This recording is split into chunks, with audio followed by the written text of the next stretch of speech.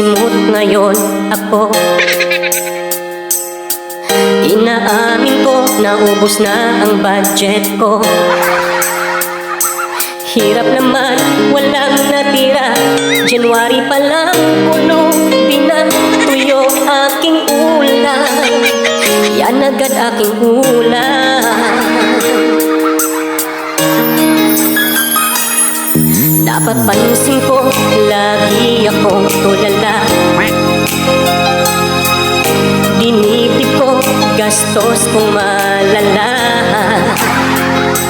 Wallet ko